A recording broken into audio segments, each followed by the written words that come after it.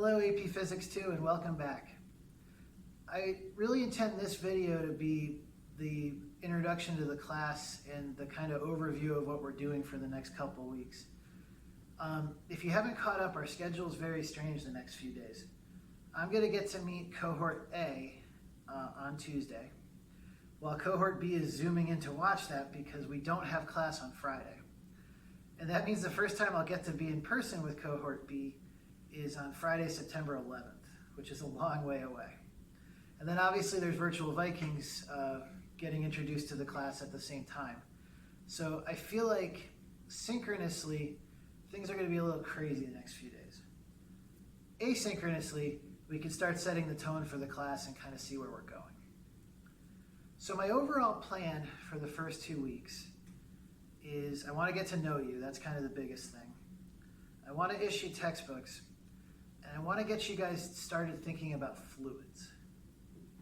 So our first unit of fluids is a great first unit for AP Physics 2 because the topics essentially are what you learned last year.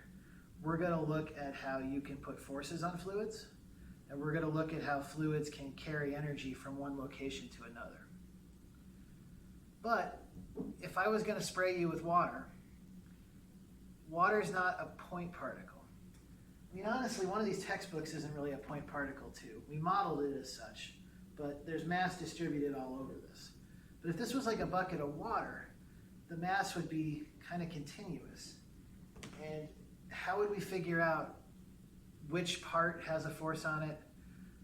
Where does that force act? How does that force get transmitted to other objects? It gets more complicated. So what we do, instead of thinking about mass particularly, we think about volume. And we still do sigma F equals ma, we still do the force of gravity as mg, but instead of looking at a single m, we start thinking about volumes.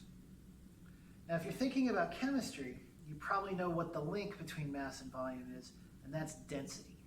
So when we start talking about fluids, whether they're water or gasoline or kerosene or something else, air, the link between mass and volume ends up being density. So we'll see that that has an effect when we calculate both forces and potential energies. The other thing I'd like to do this first week is the traditional lab I start AP Physics 2 with. I use squirt guns in a projectile motion lab to really show that the ideas of mechanics that you learned last year still do apply. The problem with doing squirt guns in class is not so socially distant, which is too bad because they're kind of fun with our safety equipment we got. We could probably have some fun with that. But this is definitely a lab you could do at home. So what I'm going to ask you to do is find a squirt gun or the sprayer on your sink or a hose or a plastic bag with a hole in it. I want you to find some way to use the ideas of projectile motion to figure out what the exit velocity of the squirt gun is. So I'll let you think about that and what kind of lab you could set up. And let's see if you could try to do something like that at home. The only materials I think you would need are some sort of squirt gun and some sort of ruler or yardstick or something. And if that's going to be a problem for you, let me know and we'll figure something out. But anyway, that's a fun lab and I really want you to get a chance to do it. I have another video that kind of explains some of the details of it, so if you need extra help, it'll be there. So anyway, that's kind of the plan for the next couple of weeks. You're welcome to do the Zooms. In fact, you should, because I think I have to take attendance via them. But if they don't seem all that helpful for the first couple of weeks, it's just because of this crazy schedule, and we'll get it figured out.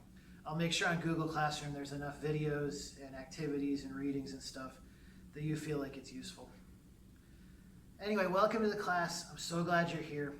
And, you know, as always in physics, this stuff can be tough, but it's worth it and it's interesting.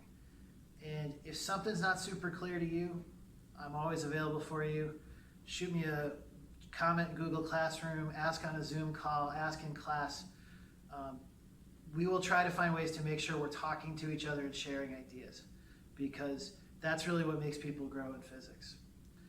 You're in a cool class. I want to make sure it's just as cool as it would be usually. And we're going to do a lot of fun stuff. We're going to talk about a lot of fun things. So there may be some hiccups in these first couple of weeks as we figure out what that looks like in a hybrid model. We'll figure it out. And just make sure that if you need help, you're asking for it, because you'll get it. I'll see you soon. It'll be fun.